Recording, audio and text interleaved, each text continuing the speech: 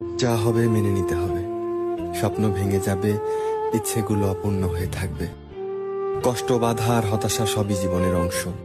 শেষ পর্যন্ত মেনে নেওয়ার মধ্যেই শান্তি খুঁজতে হবে। যা কিছু হারিয়ে যায় তা আর কখনোই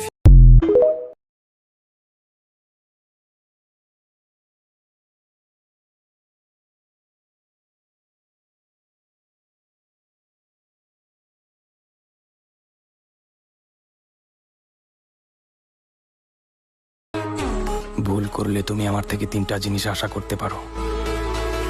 প্রথমত, আমি তোমাকে ভুল ধরিয়ে দিব। দ্বিতীয়ত, আমি তোমাকে ওয়ার্নিং দিব। আর তৃতীয়ত,